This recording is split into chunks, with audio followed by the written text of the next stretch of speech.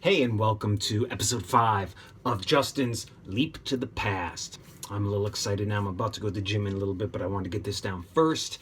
And I actually just watched what I want to talk about now, so I'm a little excited thinking back. So let's leap back to 2006 when I was in LA. I was working as a stuntman sporadically, but I was training with my sensei Robert Goodwin, who trained the original Ninja Turtles from the Teenage Mutant Ninja Turtle movies. He trained Christian Bale for Batman Begins. Did I mention him before? Probably, because he's a big part of my life. He was my sensei for 10 years as I learned weapons and stunt fighting techniques and really fundamental martial arts principles. So he gets a gig to be the stunt coordinator for History Channel's Andrew Jackson biographical movie, and he so kindly brings me in to be assistant stunt coordinator, which was kind of my first gig of that type. And we go kind of outside of LA to this kind of grassy plains that ends up being the set for all these locations in the movie. It's a little bit slapdash, a little bit low budget, but it was a great experience for me, getting to coordinate some cool little fight scenes and then some big crowd stuff. Bob was nice enough to defer to me on a lot of that stuff. So there's a scene where a army of Native Americans storms a fort and kind of slaughters a bunch of innocent settlers, and I got to plan a lot of that stuff and actually be in it. So not only was I coordinating these things, but I got to do some utility stunts, which is just whatever kind of stunts that they need, not as a principal actor, but for example, in that scene where the Native Americans charge the fort and kill a bunch of people, I was kind of leading that charge despite not looking Native American at all. I was made up, but you could still kind of tell that I was not Native American. But we charge in there. I've got an axe. I do a couple moves to some of the people, the settlers that we of course choreographed beforehand, and then who would go on to be my friend Earl. Earl is a powerlifting African American guy, really nice guy, really strong guy, and I got it in my mind for me to charge him, for him to pick me up pro wrestler style and kind of dump me on the grass, on the dirty, hard, uneven ground. And the director thought it was cool with us to do. We did it a bunch of times. I'd say he picked me up and dropped me about a dozen times. And while he was doing that, the Native Americans kind of charged him, the extras or whatever you want to call them. So it was a little bit dangerous because he'd get me up there, and I'm 7 feet in the air, and he's got all these people coming towards him, and he's trying to drop me in a way, and I'm trying to fall in a way that doesn't hurt me, and then it doesn't make the final film. It's left on the cutting room floor, much like I was left on the dirty floor many takes. But that's part of the business, and it's a semi-funny story now.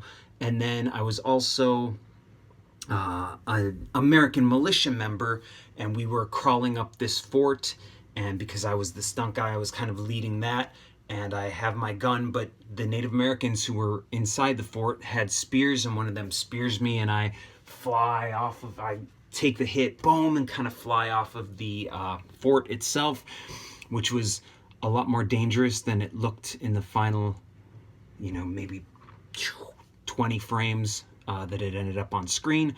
And then me and a group of other stuntmen, some really, really good guys, Jeff Lewis and a couple other dudes who are right now, I didn't look up their names at the moment, but they're guys that I really respect and we had a lot of fun with.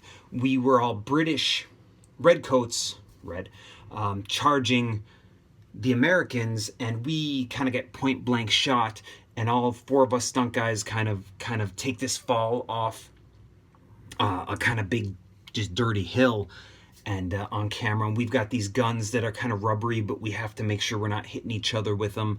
And we've got these costumes on. I think I take the hit on the left shoulder and fall and die. And that made it on camera, so that's good.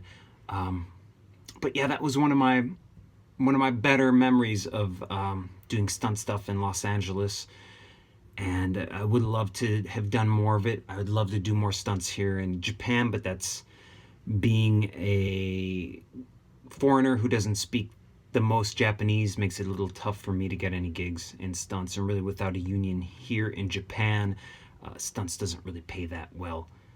Not too many acting gigs pay that well here, but stunts especially. In America, I mean that was not a high paying gig, the Andrew Jackson thing, but it was great.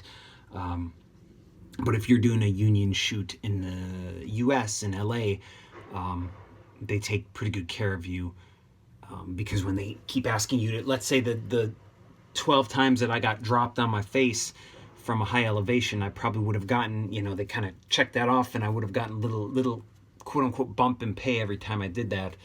Here in Japan, when you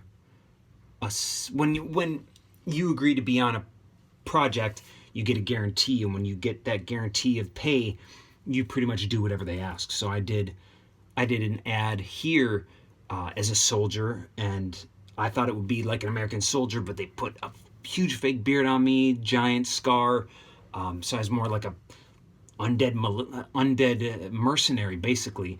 And when we got on set, we were doing all these different shots, and they're like, "Okay, who's the stunt man?"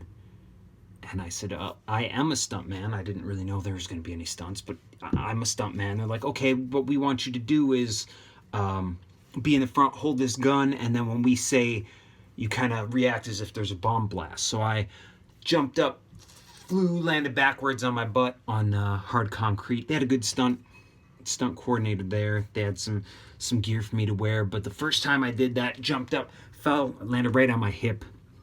I said, okay, that didn't feel good. I'm not going to do that again. Did it about 12 other times and didn't really get hurt.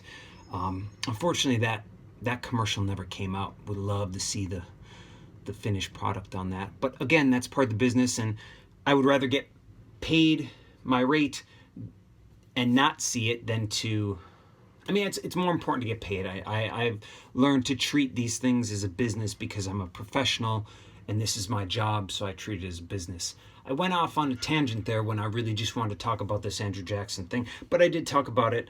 I posted some screens on Instagram. If you're an Instagram person, you can follow me at USJustinJapan, and you can see those images. They're pretty funny to see me dressed as a Native American, because I'm not. I was born in America, but I'm not a Native American.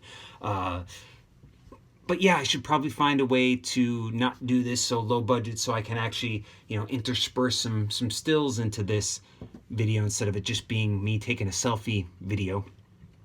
But hey, if people keep watching this and I keep getting a good response, maybe I'll up the production quality level.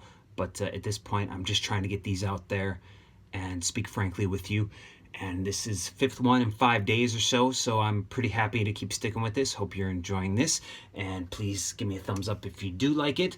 You can also follow me on Twitter at JustinLeeper_yo, at JustinLeeper_yo. That's my Twitter handle, and I'd appreciate if you looked into that as well. And I hope you've enjoyed this. Thanks for joining me for another Leap to the Past. I've been Justin. Adios. Or sayonara. Sayonara. I'm in Japan. Sayonara. Sayonara.